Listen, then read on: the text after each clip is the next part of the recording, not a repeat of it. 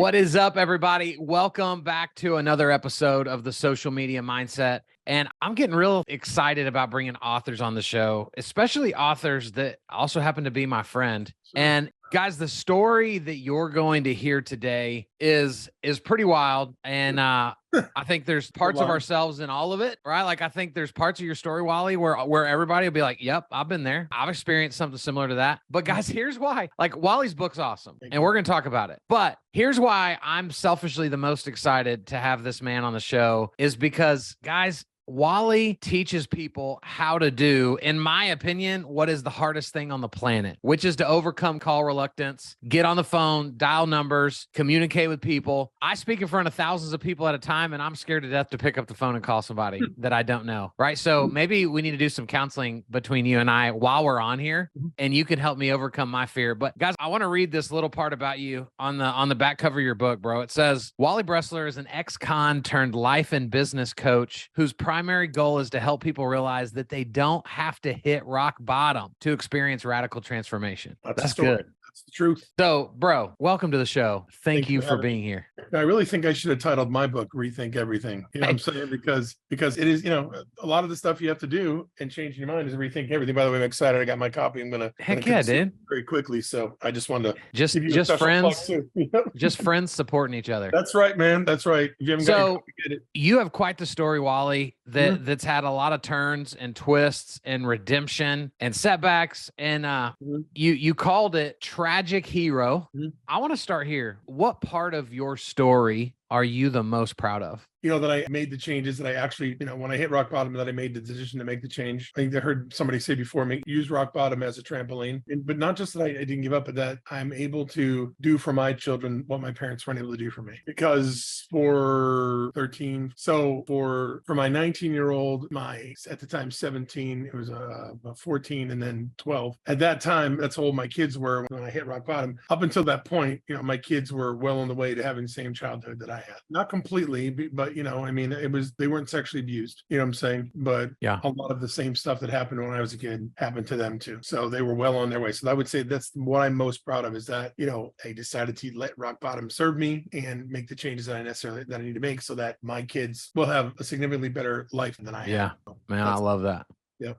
You wrote at the top of your intro, right? You wrote, I am not a victim. And I know that is a huge part of your coaching and just the way you live your life. And you hear it in your company. I hear it in my company, where people just love to rattle off all the excuses to why, like, you can do video and I can't. You can make phone calls and I can't. You can do this and I can't. Talk about, like, what is it about that victim mentality that's so attractive to people? So first of all, I couldn't make calls for 10 years.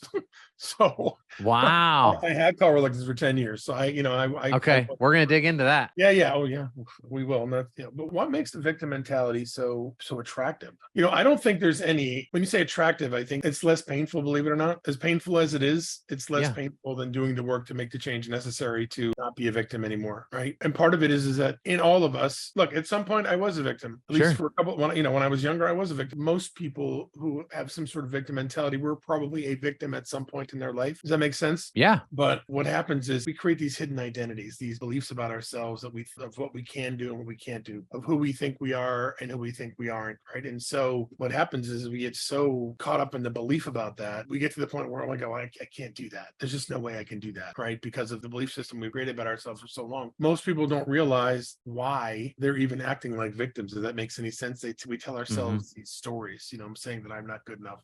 I don't have enough money. I'll never be able to do this. I'll never be able to do that. And it's just programming over decades that's created that. And, and here's the thing, and Will Smith says it best. He said, it may not be somebody's fault that you got where you got, but it is your responsibility to fix it.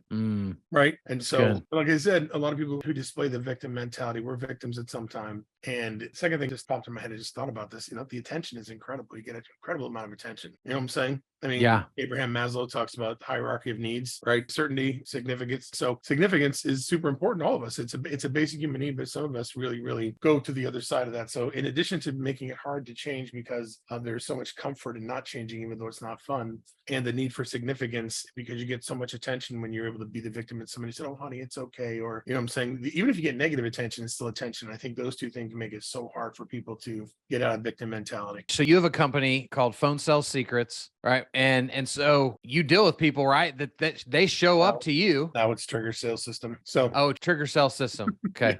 My camera was in front of where you were pointing. So I was like, I hope no he's problem. pointing. No, we should leave. No, let's not copy this. I think it's awesome. Yeah. So it's now Trigger Sales System. It was Phone Sales Secrets for the longest time. Yes. Okay. Well, we change it. It doesn't change the fact that you deal with men and women that show up and go, I can't do this. I cannot figure this out.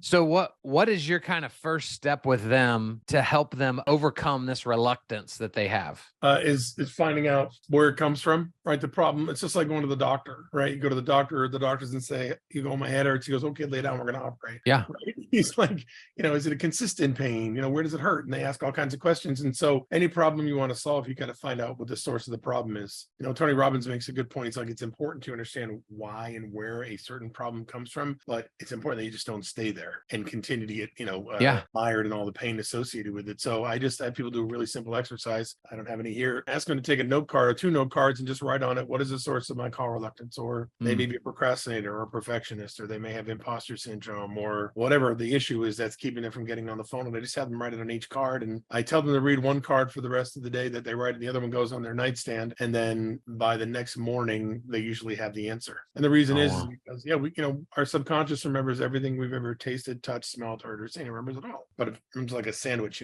very few people remember in filing cabinet. So, and it's all in there. And so it's interesting as we're talking about this, that anybody who's watching this who had some sort of issue, their brain automatically went, oh, wait a second, I can do that. And it's already starting to look for people. People's brains are already starting to look. But the whole point is it's in there. And if you want to deal with it, you got to go find out what's causing it first. That's the most important thing. So I'm excited about this conversation because you and I, in the world's view, kind of do the opposite thing, right? I teach social media in a very organic way, high touch way, very relational way. But then most of our industry look at what you do and go, I don't want to cold call. Like that's sleazy. That's salesy. Yep. Like all those people out there just burning through numbers, trying to find the 1 out of 100, the 2 out of 8, 94, whatever it is.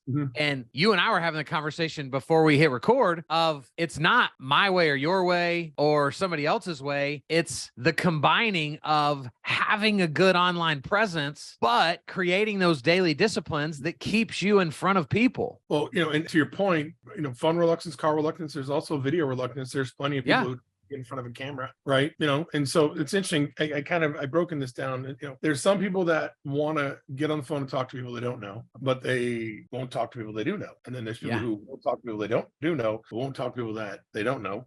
Or there's people that will get on a camera, but won't get on a phone. And there's people that get on a phone, won't get on a camera. And then there's people that won't do either, right? So there's a cross section of each of those where, because I know tons of people that are happy to get on a camera, get seen, let their image be there, but would rather have you drag them behind a car for a mile than get on the phone. Dude, I might even be the unicorn in my own category, which is I love to talk to everybody, but I never tell anybody what I do. Is that a category? I mean, I guess it depends on why you don't tell them what you do. I don't know. Well, we can find out if you want. Are we gonna psychoanalyze me right here on this episode? I can if you want. It won't take long, but I'm just saying. I mean, there's a reason, and it may not be. And here's the thing, it's interesting because I think people think you have to have had like a train wreck of a childhood like I did, or like lots of terrible experiences to be in a position where your ability to get on the phone, your ability to get in front of people, and by the way, before we go any further, the reason people can't get on the phone is the same reason they don't keep a calendar. It's the same reason that they don't go to the gym consistently. It's the same reason that they don't eat a diet consistently. It's the same reason they don't work out consistently. It's the same reason they don't get in front of a camera. It's all the same reason. It's all that self-esteem self-esteem, that self-worth, that, that need for approval or acceptance that gets in their way, that prevents them from doing that. Okay. Does that make sense? 100%. Yeah. Right. I But agree. the whole point is, this happens and a lot of people don't know why it happens. So you don't have to have a train wreck of a child like I did, right? It could be something very, very simple. I have clients that I've worked with here, the two seemingly most innocent examples of people that had call reluctance, and one who very image conscious, happy to get in front of a video camera, not able to get on the phone. So she's a friend of mine, real estate agent, and beautiful woman, sweet, sweet, kind woman. And, hair extensions, nothing wrong with this, but hair extensions, eyelashes, special skin treatments, teeth whitening, lips getting filled, nails, all brand name clothing, $5,000 purses, Mercedes car, like completely will not leave the house unless she looks perfect. And we dug into it. And what we found is that when she was in 5th grade, she wore dress shoes to gym class one time, and the kids made fun of her, and they kept making fun of her. And she was so triggered by that she decided she would never, ever leave the house without what she felt to be perfect. So nobody could say anything about her. Only problem is that perfectionism is a guaranteed strategy for failure, because you can't be perfect, right? One little stage, right? Another one's a guy, real estate agent, always felt he was bothering people when he called them. And it stemmed from a very, very innocent experience. He was going to visit this new kid in town. New kid moved in. He was excited, went over there 3, 4, 5 days. On the 5th day, he got there, and instead of the little kid answering, the little kid's brother answered. And the little kid's brother goes, you don't have to keep coming over here every day. And that right there, that little trigger, that's what we call the trigger sales system, because there's triggers that they basically trigger our fight or flight instinct. And in this case, for people that have call reluctance, video reluctance, it is the flight side, the free side. And from that day on, he felt that time he was talking to somebody, he was bothering them, right? So it doesn't have to be all this stuff I've been through. It could be something that simple. A lot of times people whose parents never fought in front of each other creates call reluctance, because people want to avoid confrontation and conflict, because they never learned.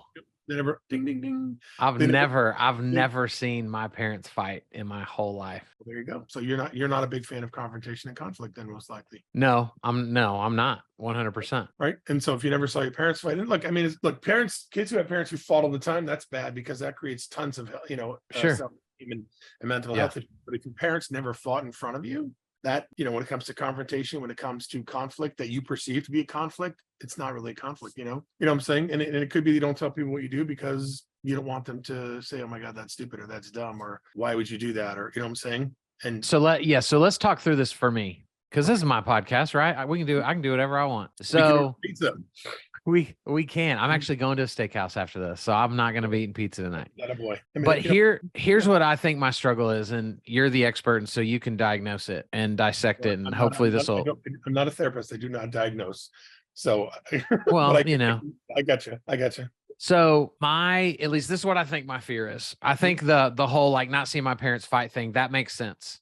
But what I also struggle with is I pride myself so much on being the guy that everybody loves, I just love being around Kyle. I have fun when Kyle's around. I feel encouraged when Kyle's around.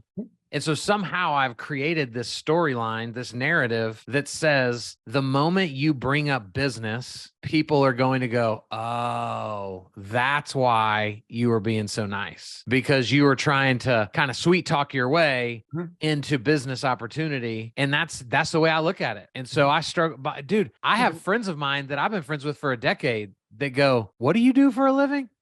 And that's bad. Okay. That's not bad. Just it feels bad. It feels bad to me. It's neither good nor bad. It's so where in your life did you not get approval unless you did something good? Man, so what's interesting is my parents praised me for everything. I'm the opposite of that. I didn't have to fight for the approval of anything. My mom was, when you left the house and went to school and were around other people, you didn't get praised all the time, right? No, I didn't. No, no, for sure. Right. I mean, you ever bullied in school? Yeah. For what? Being the fat kid. Okay. So there you have it, right? Your mom and dad did not do you a favor by telling you everything was amazing and that you were amazing and everything and that you were praised for everything, not fighting in front of each other, because it's a false narrative. I'm not saying that they're bad people. Sure. You know what I'm saying? But if you don't teach your kids how to handle adversity and how to handle tough things, when bad things come along, it's going to be hard for them, Yeah. I battled my weight for most of my life too. I was a fat kid. I was made fun of for being fat, but and quite honestly, even if what your parents did not impact you in any way, shape, or form, the fact that you were bullied can create issues around acceptance and approval. Yeah. The reason 60% of salespeople have a very strong need for approval, a very strong need to be liked. And it's that need for approval and it's that need to be liked that actually actually prevents them from getting on the front and getting in front of a camera. Yeah. So very, very strong possibility that your need to be liked, at least in that area, is so strong because you were bullied and because your parents did not let you face any adversity in those areas, that you are just not willing to go ahead and say that to them because you're afraid they're not going to like you, or they're going to reject you. 100%. Right? Does that make sense? 100% it does. Yep. And so, the challenge is then is, what do you need to do to go ahead and work on that? And so a lot of it has to do with, number one, and I call it getting radical. So becoming radically honest with yourself and saying, hey, you know what, this is, in this case, we're not going to call it a problem, because I don't think it's a problem. You know what I'm saying? It's not preventing you from having those relationships. It's not hurting your business, Sure. But it is probably keeping people at a surface level in certain areas. You know what I'm saying? Mm-hmm. Right. So it's and the thing is, wanting everybody to like you when you're around you is, I understand that. I just talked about that earlier today with something. Nobody, not nobody, but as far as I'm concerned, nobody wanted people to like them more than I did. I spent my life, I wasted millions of dollars trying to get people to like me, to see me buying, motels and houses and BMWs and other stuff I should have never bought, so I get it. So, first step is identifying it. I think we're close, but you'd have to go back and remember the experiences. But sure, the next part is every time that issue comes up and you're ready to talk to somebody and you get that whatever feeling inside of you, that anxiety, that feeling of being less worthy or less valuable or self-esteem in that area come up, you gotta sit there and say, okay, wait a second, there's that feeling right now. And instead of going back into, I'm just not going to bring it up mode, I'm going to stop for a second and I'm going to say, okay, this is what happens when I start talking. This is my need to be liked, my need to be approved of, and do some square breathing or some box breathing. So like you take a breath in for 4, you hold for 4, you let out for 4, you hold for 4, and you just keep doing that, and it gets you out of fight or flight and into rest and digest. Right? That's just your freeze or flight instinct getting triggered by what's been happening over the last, 40 yet? Yep. Yeah. 40. So over the last 40 years, you just had a birthday, didn't you? November. Yeah. Okay, yeah. I remember it wasn't too long ago. So the whole point is your brain is so used to being triggered by that it goes right into that, and so fight or flight is your brain just saying, okay, we're not going to deal with this and we're going to run, so yeah. But and then just keep practicing that. The other thing is I send my clients to a YouTube page called Mindful Movement, and I have them practice mindfulness, which is spending 5 or 10 minutes just listening to the narrator. Her name's Laura in this case, just listening to her take you through some activities of teaching your brain to focus on just what's happening right now. And by forcing our brain to focus on what's happening right now, we actually are retraining it, we're rewiring it, neuroplasticity it's called, and we're teaching our brain to not let thoughts in that are destructive, that could hurt us. And eventually, if you do that enough times, your brain will start to not let that bother you. And then the last thing is you got to start, some sort of affirmation strategy. You know what I'm saying? You got to do some morning strategy, like, what? And this is one of my favorite ones that I give the folks I work with, is I'm good enough how I am, and I need nobody else's approval but my own. And if you say that enough to yourself, you're going to believe it, because it's true. We're all good enough the way that we are. 100%. You're a pastor. We both believe in God. I mean, we're exactly where we should be, as where God wanted us to be. Yeah. That's the whole side of free will, is we get to make the decisions we want, and we're not any less loved or any less approved of by God for the bad choices we make. And so that's kind of how we have to be well. And it's funny, because I ask people all the time, I'm like, would you tell your kid they were stupid? Would you tell your kid they were lazy? Would you tell your kid that they weren't good enough? No, we say the most horrible things to ourselves. And things that we would never say to a child, that if you wouldn't say it to a child, you shouldn't say it to yourself. Right. You should be saying things to yourself that are empowering and supportive. And that's part of it. I just started a new affirmations like today. Well, you can put that one in. I'll add yours in there. Mm-hmm. I also have like social media affirmations that I've created that I coach people to use. I love it. Right. Just to get in front of the camera more. Mm-hmm. But Wally, what intrigues me so much about what you do that I want to talk about is, in the world of tech advancing at a crazy speed, new ways to go find clients are coming out all the time. Social media is crazy. You are still passionately behind, guys, we got to get on the phone at some point. Right. And so talk to people, because I know there's going to be a ton of listeners, and I've been in this camp too, that just want to dog people that call all the time. And again, I think it's a mechanism for me to not feel guilty. Right. So I can belittle someone else, but talk to the people. That's life in general. 100%. To the people that listen to this, the realtors and lenders that are like, oh, I don't cold call people, man. I care about people more than that. I'm not going to annoy people like that. Like, some truth into the power of what you're doing, but also why it matters so much. So look, statistically speaking, people want to talk to somebody when they're ready to make a purchase. Okay. So Yeah. we'll just take millennials, Gen X, and baby boomers. They're the three groups that represent the largest demographics on the planet. 25% of each of those demographics on average want to talk to somebody when they're ready to make a purchase. Okay. Once it gets to be a large purchase, they put it as over $1,000. It goes up to 50. Okay. So people do want to talk to somebody, right? If you're buying a house to a car, right? I don't necessarily need to talk to somebody to buy airline travel. I could get away with buying insurance, but even I want to talk to somebody when I buy insurance to make sure that I get the right coverage. Sure.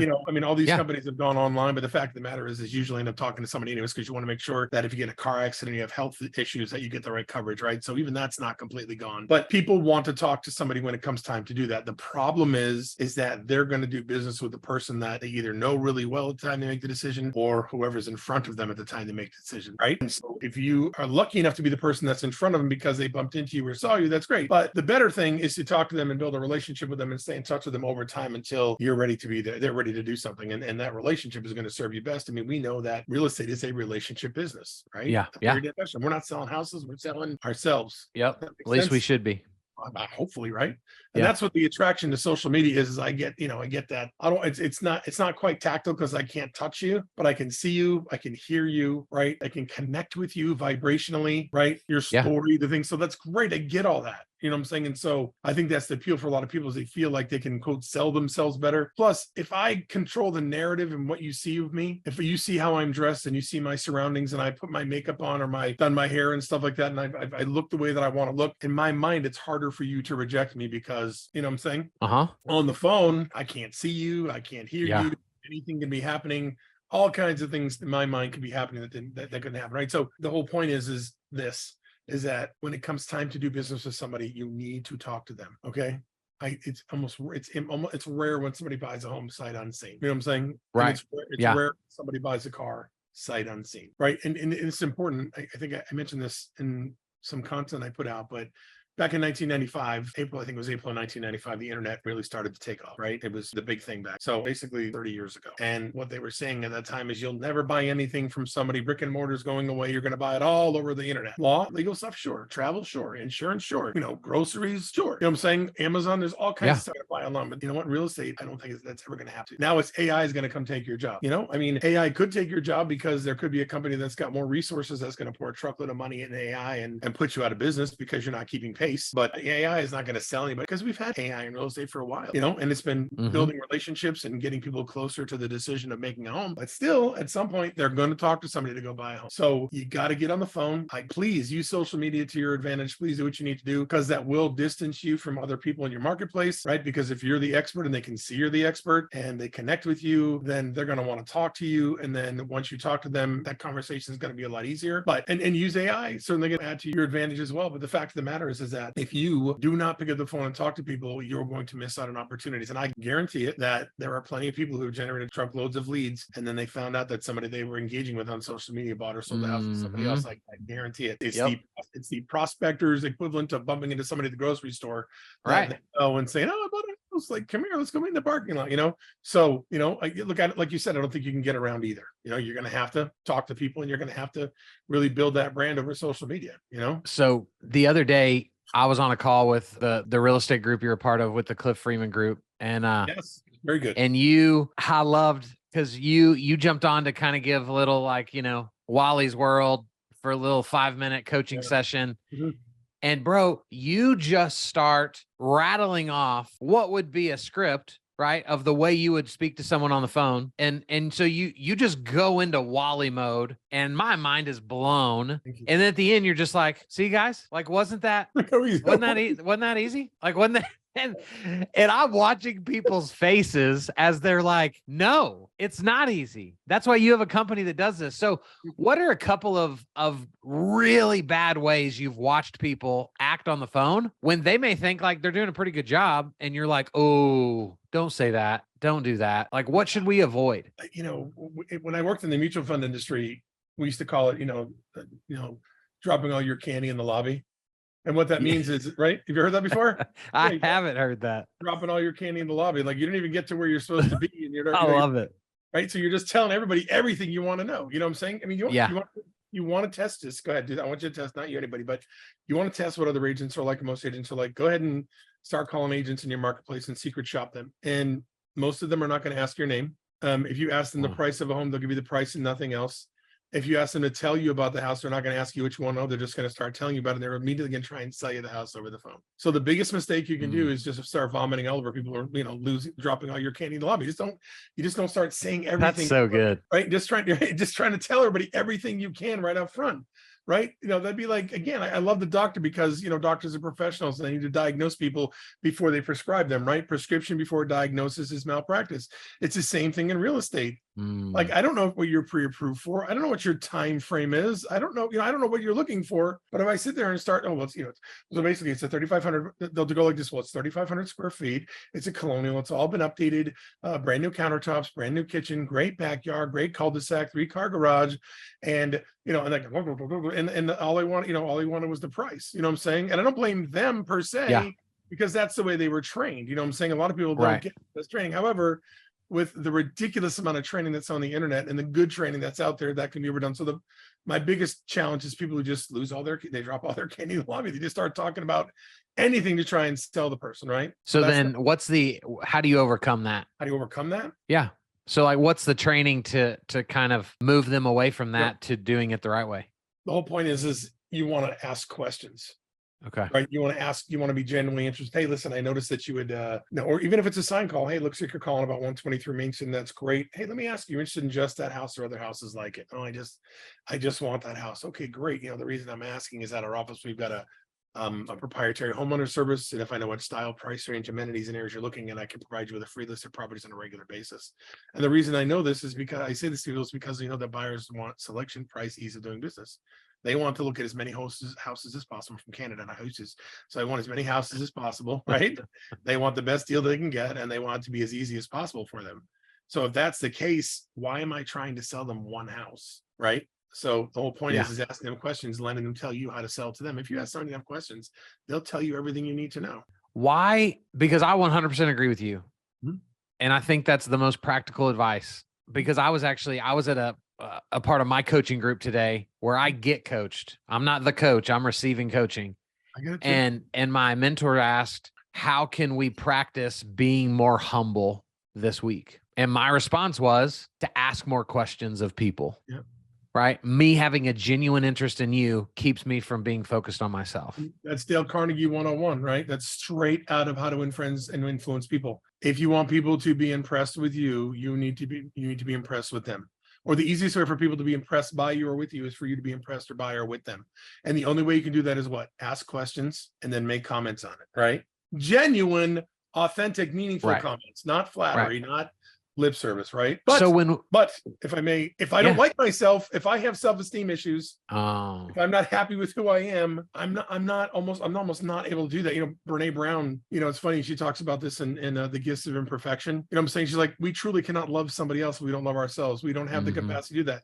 If we don't like ourselves, it's hard to like other people. I'm saying? It's hard to find the good things in other people when we can't find the good things in ourselves. Do you think, are we uncovering the secret to like why is the real estate industry the most narcissistic industry on the planet? And why do we lead with promote yourself, promote your listing, talk about how much money you made last month? Did that training develop because we understand that people in and of themselves are super down on themselves? Yeah, probably. And so if let's just coach them to brag about themselves, that solves one problem of helping them be more confident, but then it doesn't ultimately solve the underlying disease. No, not only does it not solve the underlying disease, people don't want you, they want what you can do for them. Right. J. Abraham, strategy of preeminence. It's not, hey, look how great I am. It's look how great I am at solving your problems. You know what I'm saying?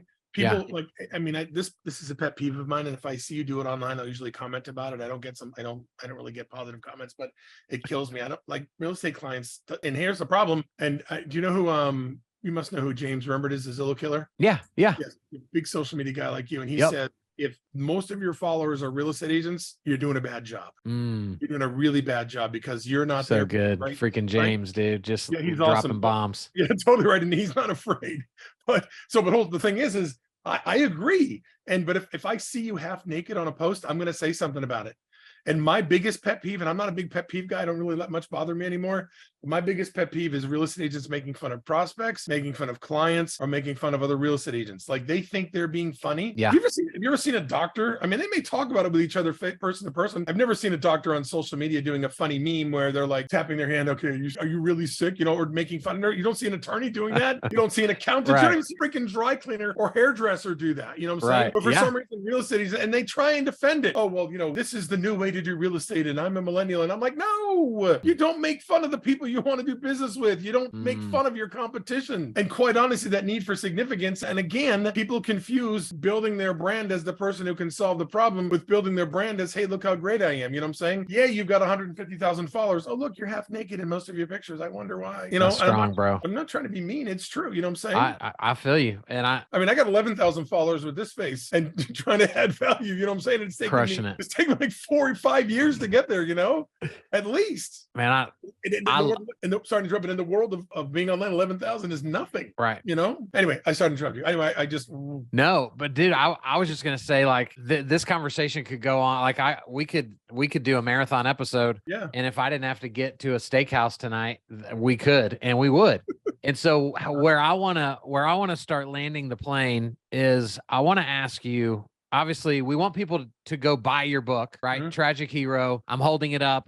So those of you seeing it on the so those of you on the podcast, you can't see this. You're sad right now, but it's called Tragic Hero. Mm-hmm. Tell a story from the book for the people that haven't had the opportunity to read it yet, that could minister to them and in whatever season they're finding themselves in right now. So, when I went to prison, I went to federal prison, I got sentenced to 14 months for mail fraud. You know, I was part of a real estate investing, turns out to be scheme, turned out to be, I wasn't intending to steal money, but, my business partner was a pretty savvy loan originator and he lied on about $15 million worth of mortgages.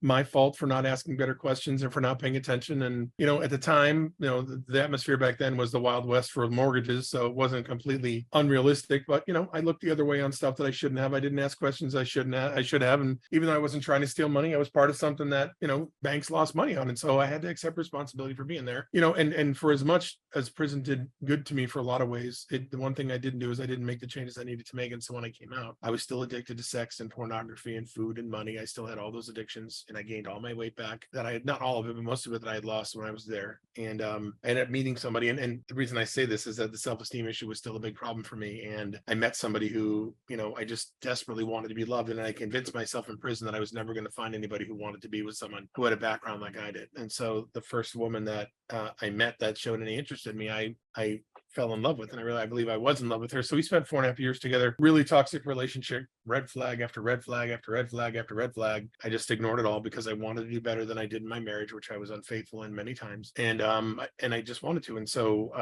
I asked her to marry me. She accepted an engagement ring from me, and she wouldn't move here to Texas. She lived in another state. And so I'm like, okay, I just can't do this anymore. And I broke up with her. And so I'll give you so anyway, I'm at the Texas Louisiana State game. My buddy's the offensive line coach there, a good friend of mine. And so I'm there sitting there and I just did not, it's really sad, and it's like 110 degrees out. I still remember the day. And so I called her sister and I said, hey, your sister's calling me and threatening to kill herself if I don't call her. And she's like, oh, that's just the way she is. I go, what? She goes, yeah, she's been a drama queen her entire life. And then she goes, I'm surprised you guys are still together. I go, what do you mean? She goes, oh, she's with blank, and says what I thought was her ex-husband's name. I go, aren't they divorced? She goes, oh no, they never got divorced. So she was married the entire 4.5 years we were together, but because she lived in another state, she could hide it from me. So everything she had told me for the most part was a complete lie, and she was still married the entire time. And that for me was the final, in my opinion, was the final bad choice in a litany of bad choices that I made.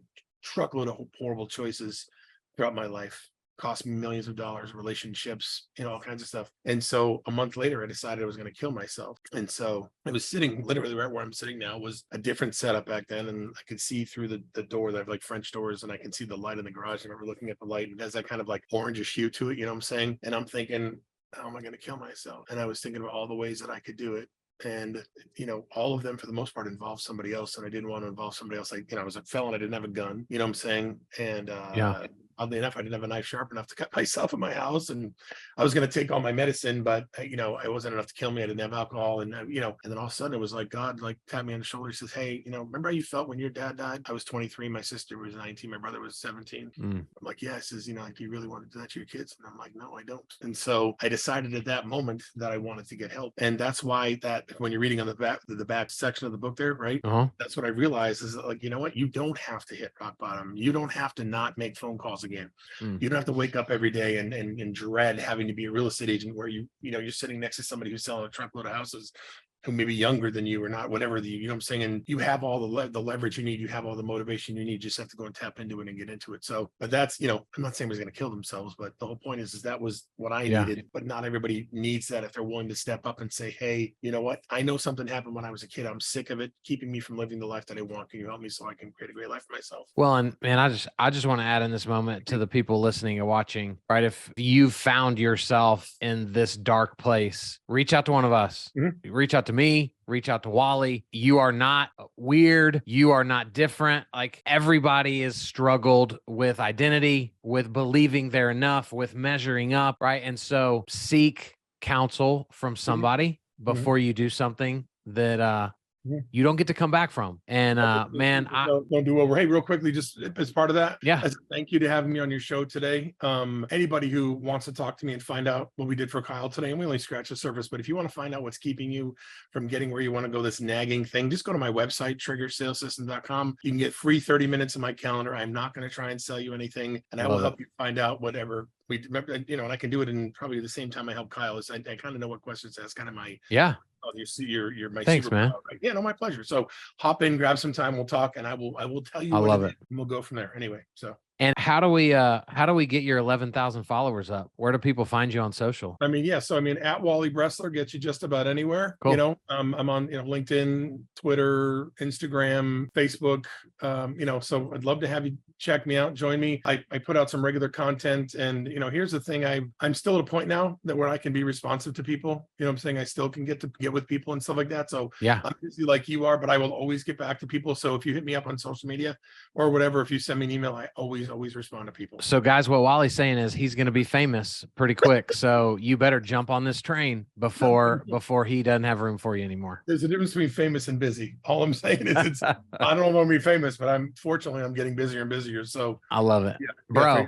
I appreciate you, man. Thank you. Thank you for coming on the show. Thank you for putting your life into a book for us to partake in and learn from. Man, I appreciate you. Appreciate you, man. We'll talk to you soon. Be kind to yourself, everybody. Guys, do what Wally says, and we'll be back next week with another cool person with an even cooler story. Thank you. See ya.